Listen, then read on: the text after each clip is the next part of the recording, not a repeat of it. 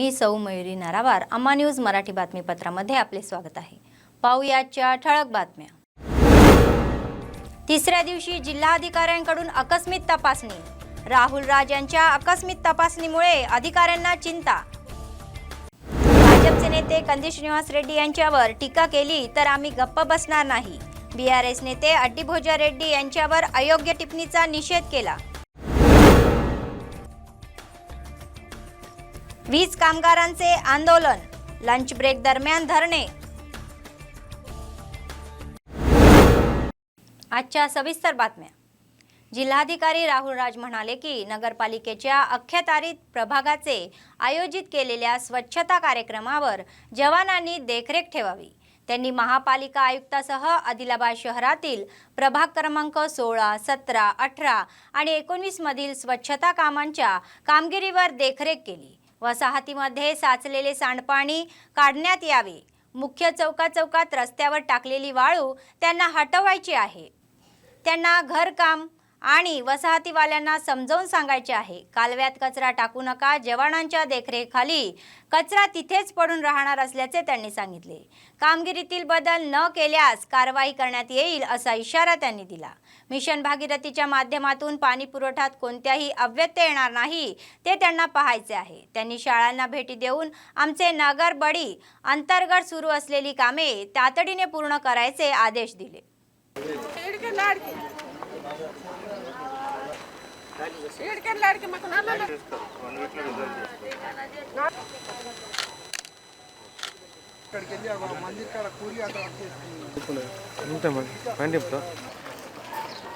नला का बताइए मैम किन क्वेश्चन वो लोग करते हैं एक रोड नहीं है, रोड नहीं है, नाले नहीं है हमारे घर ऑलरेडी सैंक्शन हुआ, आपको ड्रेन भी सैंक्शन हुआ, रोड भी हुआ, भी बोल रहे।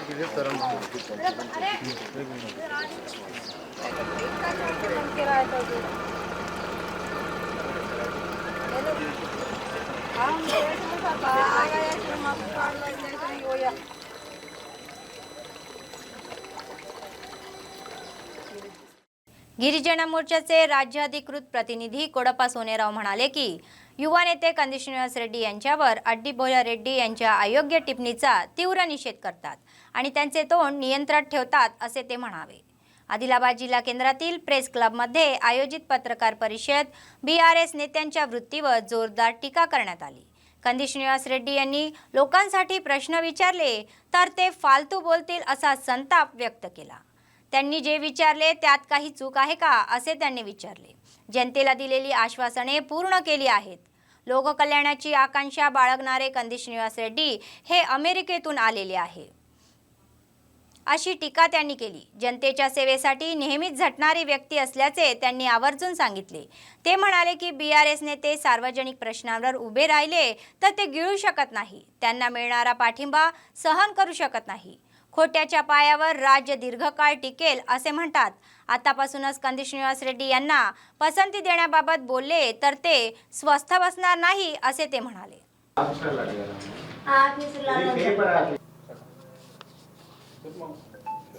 5 రోజుల క్రితం బీఆర్ఎస్ పార్టీ తరపున అడ్డి భోజారెడ్డి గారు ఒక ప్రెస్ మీట్లో మాట్లాడారు।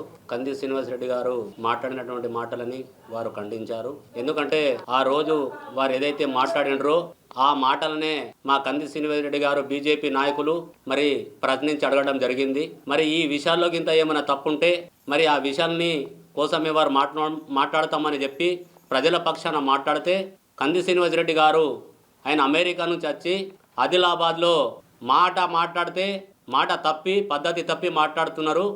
ఇది కరెక్ట్ కాదని అన్నారు। కానీ అది దాన్ని తీవ్రంగా మేము ఖండిస్తున్నాం। ఎందుకంటే కంది శ్రీనివాస్ రెడ్డి గారు అడిగిన దాంట్లో వారు ఏదైతే బీఆర్ఎస్ ప్రభుత్వం ఇస్తున్నటువంటి సంక్షేమ పథకాల గురించి ప్రజల కోసం అడిగిన తప్ప తన సొంత కోసం అడగలే। మరి ప్రజలకు ఏ విధంగా అడిగిందంటే మరి వారికి కొత్తగా పెండ్లైనటువంటి జంటలకు రేషన్ కార్డు కావాలన్నారు। మరి గిరిజన బంధు కావాలని అడిగిండు। గిరిజన బంధు ఎందుకు రాలేదని అడిగిండు।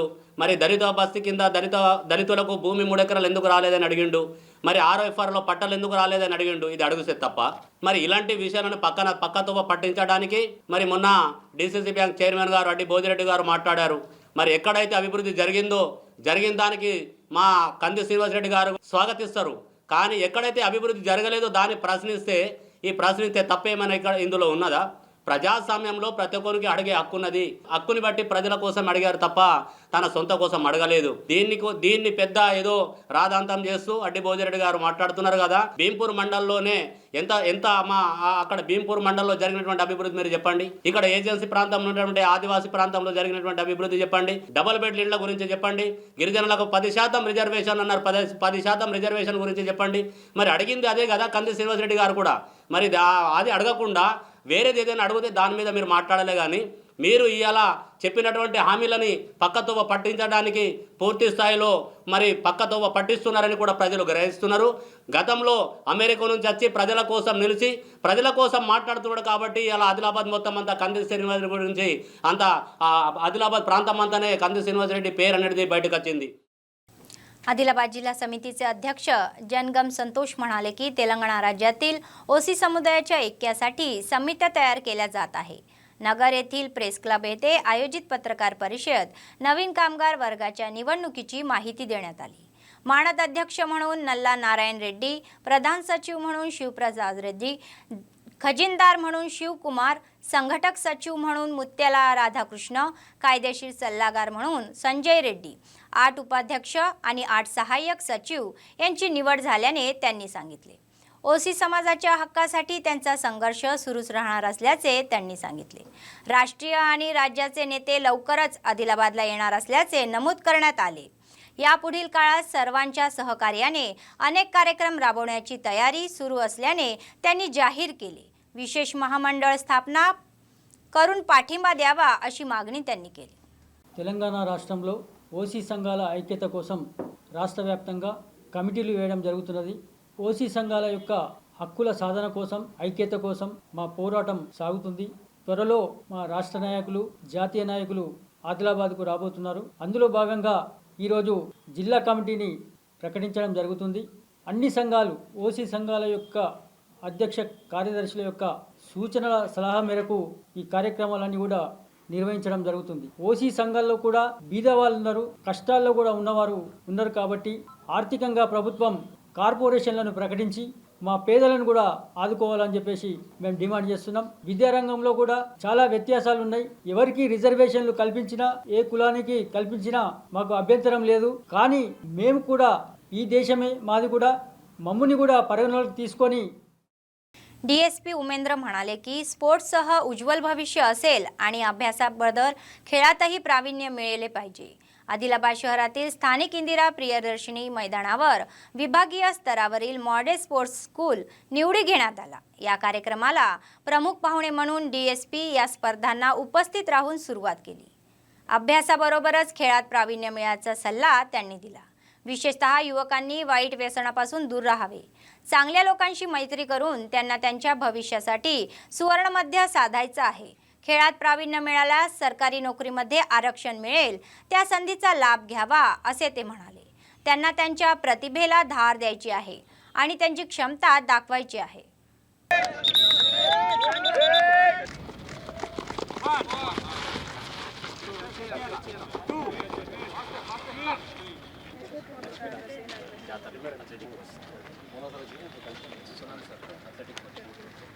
ఈ సెలక్షన్కి వచ్చిన వాళ్ళందరికీ ఇది 4th క్లాస్ ఎంట్రీ అని చెప్పి తెలిసింది. ఒకవేళ ఈసారి ఎన్నిక కాకపోయినా కానీ మళ్ళీ నెక్స్ట్ 5th క్లాస్ ఎంట్రీ ఉంటుంది. కాబట్టి ప్రతి ఒక్కరు పిల్లలు ఏంటంటే చదువుతో పాటు ఆటలలో ఫోకస్ చేయాలి. బాగా ఆ ఫోకస్ ఎప్పుడైతే చేసి ఫోకస్తో పాటు ప్రాక్టీస్ అయితే ఎవరైతే బాగా చేస్తారో 100% సక్సెస్ అవుతారు. ఇంతకుముందుకు మనకు స్పోర్ట్స్ ఆఫీసర్ చెప్పిండు, నిజామాబాద్లో ఒక అమ్మాయి నిఖత్ జరీన్ అనే బాక్సింగ్లో. మీకు తెలుసా, ఇప్పుడు నేను సబ్ ఇన్స్పెక్టర్ నుంచి వెళ్ళి ఇన్స్పెక్టర్, తర్వాత మీరు డిఎస్పీ అయినాను. అంటే నాకు 30 సంవత్సరాలు పట్టింది. నేను ఎస్ఐగా సెలెక్ట్ అయ్యి డిఎస్పీ కావడానికి 30 సంవత్సరాలు పట్టింది. ఇలా నిఖత్ జరీన్ అనే అమ్మాయికి డైరెక్ట్గా డిఎస్పీ పోస్ట్ ఇచ్చింది స్టేట్ గవర్నమెంట్ అని. అంటే నేను 30 సంవత్సరాలు చదివి, నేను డిగ్రీ పీజీ చదివి ఎగ్జామ్ రాసి ఎస్ఐ అయ్యి సిఐ అయ్యి డిఎస్పీ అయిన దానికి ఆమె బాక్సింగ్లో ఛాంపియన్షిప్ అయినందుకు డైరెక్ట్ డిఎస్పీ.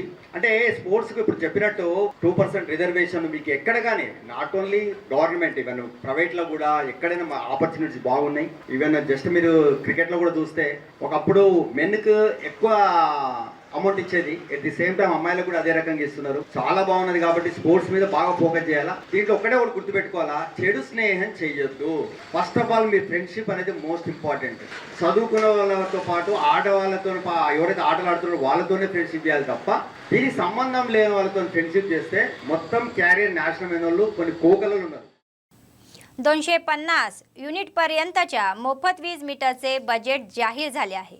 रजका जातीने काळजी करण्याची गरज नाही असे रजका संगमचे जिल्हाध्यक्ष चिक्कला दत्तू यांनी सांगितले. आदिलाबाद जिल्हा मुख्यालयातील प्रेस क्लब येथे आयोजित पत्रकार परिषद त्यांनी समाजातील सदस्यांशी संवाद साधला. ते म्हणाले की गेल्या 4 महिन्यापासून राज्य सरकारकडून निधी न मिळाल्याने रजका जातींमध्ये भीतीचे वातावरण आहे. ट्रान्सको कंपनीच्या अधिकाऱ्यांनी सांगितले की ते मीटर घेऊन जातील आणि बिल भरण्याची तसकी घेऊ नका. निधी वितरित करण्यासाठी सहकार्य करणाऱ्या सर्वांचे विशेष आभार मानले. కరెంటు మీటర్ల గురించి 4 నెలల నుంచి రజకులు భయం భ్రాంతులుగా బతుకుతున్నారు. మరి ఇవాళ కరెంట్ డిపార్ట్మెంట్ కు వెళ్ళడం జరిగింది, బీసీ కార్పొరేషన్ కూడా వెళ్ళడం జరిగింది. బీసీ కార్పొరేషన్ వెళ్తే బీసీ కార్పొరేషన్ ఏడి గారు అక్కడ కరెంట్ డిపార్ట్మెంట్ కు మీరు మొన్న సోమవారం రోజు కలెక్టర్ గారికి ఇచ్చారు, దాన్ని వెంటనే రాసి స్పందించి నేను కరెంట్ డిపార్ట్మెంట్ కు రాశాను, మీరు అక్కడ వెళ్ళి తెలుసుకోరని చెప్పి అక్కడ వెళ్తే అక్కడ ఏం తెలిసిందంటే 4 నెలల బడ్జెట్ రావడం జరిగింది. దాన్ని తెలుసుకున్న తర్వాత మరి ఈ 2-3 రోజులలో అందరూ జీరో కొట్టడం జరుగుతుంది. కాబట్టి మీరు రజకులందరూ భయం భ్రాంతులు అయ్యే అవసరం లేదు. ఒకటే చెప్తున్నాం కరెంట్ డిపార్ట్మెంట్ వాళ్లకు, మీరు దయచేసి కరెంటు రజకుల దగ్గరికి పోయి మీరు భయపెట్టకండి. మీరు అది ఉచిత కరెంటు. మీరు ఏఈ గారు ఏడి గారు మీరు అందరు చెప్తున్నారు ఏమని, మీరు రజకుల దగ్గరికి మేము ముట్టలేమని చెప్తున్నారు. మీరు లైన్ మ్యాన్లు కానీ మీరు వెళ్ళి మీరు అక్కడ భయం భ్రాంతులు చేస్తున్నారు. మీరు దయచేసి ఇప్పటికైనా మీరు మానుకోండి. ఎందుకంటే కరెంటు అది ఉచిత కరెంటు. కావాలంటే మీరు మీటర్ వెక్కెళ్ళండి, మాకు అవసరం లేదు. మీరు మీటర్ పెట్టారు, మేము అడగలేదు, మీరు మీటర్ పెట్టారు, మీరే తీసుకెళ్ళండి. కానీ మీరు రజకులు మాత్రం భయం భ్రాంతులు చేయకండి. डीएसपी उमेंद्र म्हणाले की नंबर प्लेट शिवाय वाहने चालवण्यास कायदेशीर कारवाई केली जाईल. आदिलाबाद जिल्हा मुख्यालयातील स्थानिक 2 टाउन पोलीस स्टेशनमध्ये आयोजित पत्रकार परिषद त्यांनी सीआय पुरुषोत्तम आणि ट्रॅफिक सीआय अशोक यांच्यासह तपशील उघड केला. ते म्हणाले की एसपी उदयकुमार रेड्डी यांच्या आदेशानुसार शहरात विशेष मोहीम राबवण्यात येत आहे. ते म्हणाले की काही लोक नंबर प्लेट शिवाय छेडछाड करत आहे, अशा लोकांवर कडक कायदेशीर कारवाई केली जाईल अशा इशारा त्यांनी दिला. प्रत्येक वाहनाची नोंदणी करून वाहन चालवण्याचा परवाना आणि विमा असावा असा सल्ला दिला गेला. तसे न केल्यास दंडासह गुन्हे दाखल केले जातील असे ते म्हणाले. రవి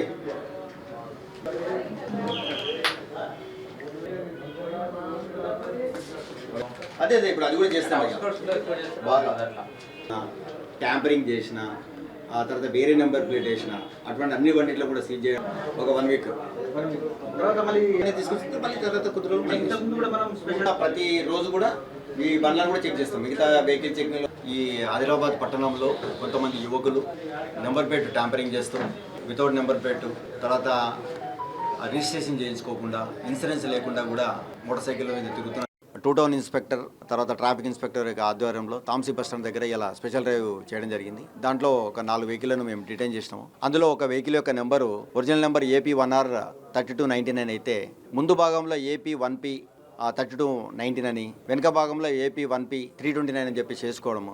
అంటే ఈ ఒకవేళ నాన్ కాంటాక్ట్గా మనము ఈ కేసులు కనుక ఛాలెంజ్ చేస్తే ఏమవుతుందంటే ఇది వేరే వాళ్ళకి వెళ్ళిపోతున్నాయి. వేరే వాళ్ళు వచ్చి కంప్లైంట్ చేస్తున్నారు, సార్ మా బండి మా నెంబర్ ప్లేట్కు ఫైన్లు వస్తున్నాయని చెప్పేసి ఈ రకంగా కంప్లైంట్లు వచ్చినాయి. ఆ తర్వాత మిగతా 3 నెంబర్లో చూస్తే 2013, 2014లో బండి కొన్నాక కూడా 10 సంవత్సరాల నుంచి వెళ్ళి రిజిస్ట్రేషన్ చేసుకోకుండా తిరుగుతున్నారు, ఇన్సూరెన్స్ లేకుండా తిరుగుతున్నారు. రేపు పొద్దున ఏదైనా చిన్న యాక్సిడెంట్ జరిగి ఏదైనా క్యాజువాలిటీ జరిగినప్పుడు ఇన్సూరెన్స్ క్లెయిమింగ్ కూడా ప్రాబ్లం అవుతుంది. వీటన్నిటిని కూడా మేము ఆర్టీఓకి రాసి తగిన చర్యలు తీసుకొని చెప్పి ఆర్టీఓకి రాస్తున్నాము. మీడియా ద్వారా ప్రజలకు విజ్ఞప్తి చేస్తున్నామంటే ఎవరైనా కానీ వితౌట్ నెంబర్ ప్లేట్ తిరిగినా, ఆ బండి రిజిస్ట్రేషన్ చేసుకోకున్నా, ఇన్సూరెన్స్ లేకున్నా, ట్యాంపరింగ్ చేసినా ఎవరిని కూడా వదిలిపెట్టము. ఈ స్పెషల్ డ్రైవ్ ఇంకొక 1 వారం రోజుల పాటు చేస్తామని చెప్పేసి మీడియా ద్వారా ప్రజలకు తెలియజేస్తాం. वेतनात सुधारणा करण्याची आणि इतर समस्या सोडवण्याची मागणी त्यांनी दुपारच्या जेवणाच्या सुट्टीत तेलंगणा पॉवर एम्प्लॉईज JSC नेतृत्वाखाली ट्रान्सको विभागीय कार्यालयासमोर निदर्शने केली. राज्य समितीच्या आव्हानानुसार गेल्या 4 दिवसापासून काळे बिल्ले लावून आंदोलन करण्यात आले. JAC अध्यक्ष सुद्दला श्रीनिवास यांनी सांगितले. समस्या सोडवण्यासाठी आणि न्याय मागण्याच्या पूर्ततेसाठी आपला संघर्ष सुरूच राहणार असल्याचे त्यांनी स्पष्ट केले. सरकारशी चर्चा निष्फळ ठरण्याचे संप सुरू करण्यात आल्याचे त्यांनी सांगितले. 3 आणि 4 मार्च रोजी SC कार्यालयासमोर आंदोलन करणार असल्याचे त्यांनी सांगितले. सर्वच युनियनच्या आश्रयाने कामगार व कर्मचाऱ्यांचा सहभाग राहणार असल्याची माहिती समोर आली.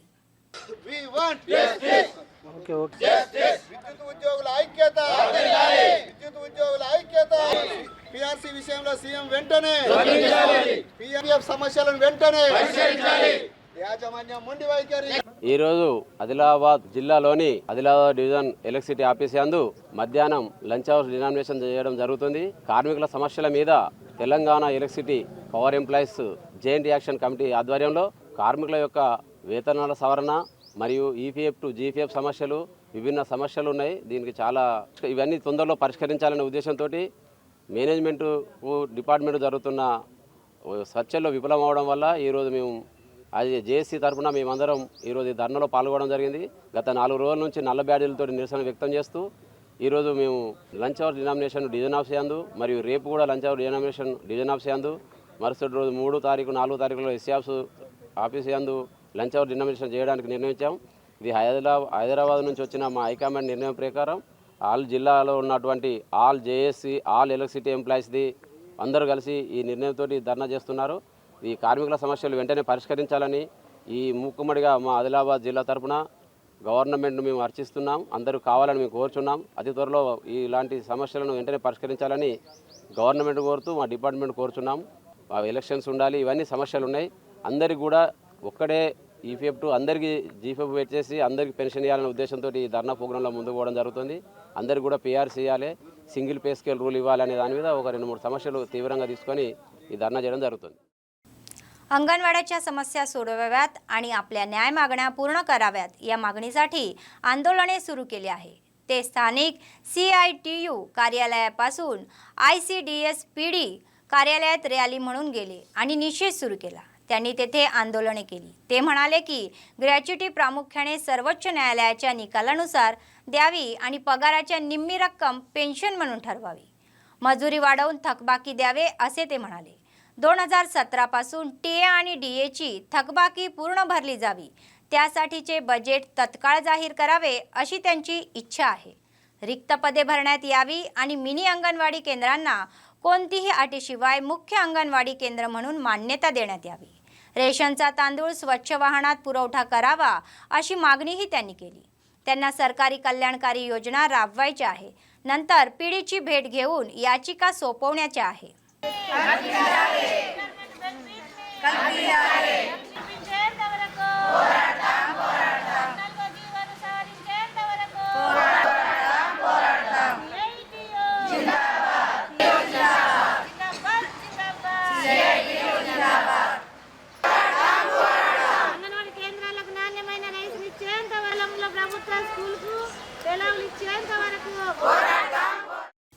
अनेक वेळा राज्यकर्ते व अधिकाऱ्यांनी ऐकणारे नसल्याबद्दल अधिकाऱ्यांकडे तक्रारी केल्याने सर्व आदिवासींनी या ठिकाणी झुंबड उडवून मावलाच्या परिसरातील सर्वे क्रमांक 170 मध्ये झोपड्या बांधल्या.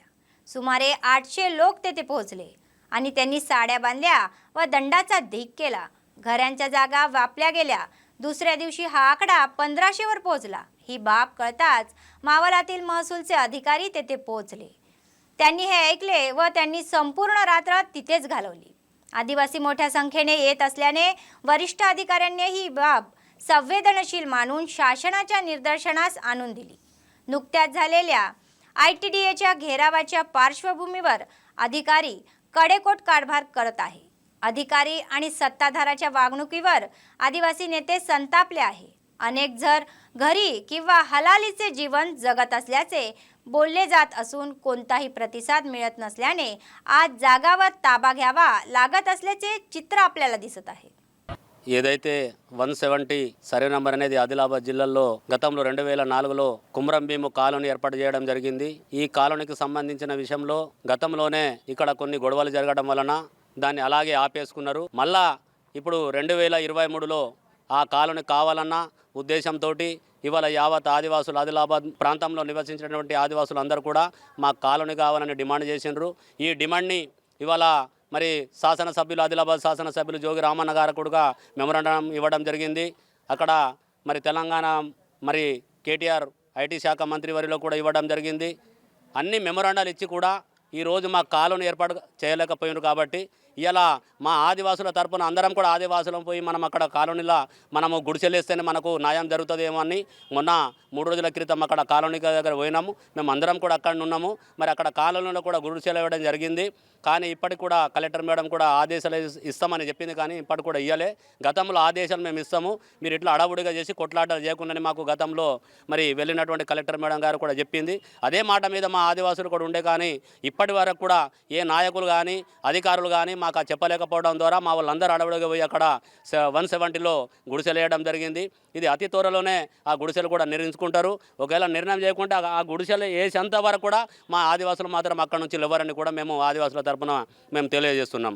ఎందుకంటే ఈ గుడిసెలు ఇప్పుడు కూర్చుండబెట్టడం పోవడం ఇది కరెక్ట్ కాదని సంఘ నాయకులం అందరం కూడా కలిసినాము. అన్ని 9 కుల సంఘ కులం ఉన్నాం. కాబట్టి ఆ गुड़शल अय्यंत वరకు మాత్రమే ఇక్కడ నుంచి ఈ జాగా నుంచి మేము లేవము. आदिलाबाद जिल्हा मुख्यालयातील रेल्वे स्टेशनवर एक अज्ञात व्यक्ती भीक मागत जगत आहे. 5 दिवसापूर्वीच आजाराने त्याचे निधन झाले. त्या व्यक्तीचे कुटुंबीय आणि नातेवाईक नसल्याने मृतदेह अनाथ समजला जात होता. या प्रकरणाची माहिती मिळताच मानवसेवा माधवसेवा स्वयंसेवी संस्थेच्या सदस्यांनी मृतदेह रिम्स शवागारातून तिरपेली स्मशानभूमीत हलवला आणि पारंपरिक हिंदू पद्धतीने अंत्यसंस्कार केले आणि माणुसकी दाखवली.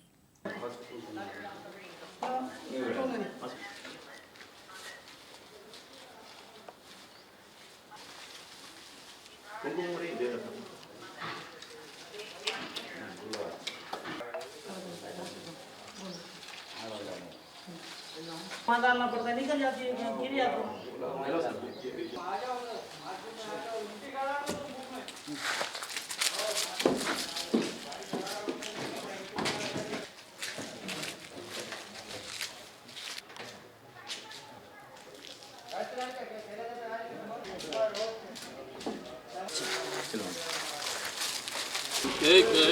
राम नाम सत्य है, नाम सत्य है, राम नाम नाम सत्य है, राम नाम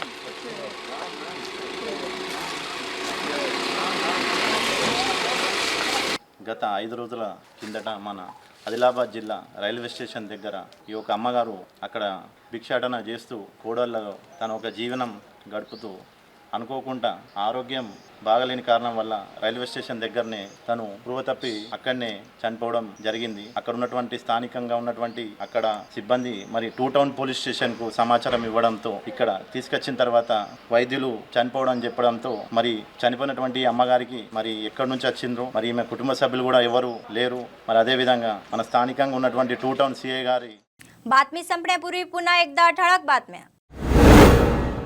तिसऱ्या दिवशी जिल्हाधिकाऱ्यांकडून आकस्मिक तपासणी. राहुल राज यांच्या आकस्मिक तपासणीमुळे अधिकाऱ्यांना चिंता.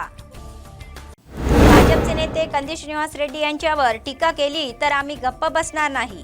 बीआरएस नेते अड्डीभोजा रेड्डी यांच्यावर अयोग्य टिप्पणीचा निषेध केला. वीज कामगारांचे आंदोलन, लंच ब्रेक दरम्यान धरणे. या होत्या आजच्या बातम्या. पुढच्या बातमीपत्रात पुन्हा भेटूया. तोपर्यंत पाहत रहा अम्मा न्यूज, सत्तेसाठी जनतेसाठी. नमस्कार.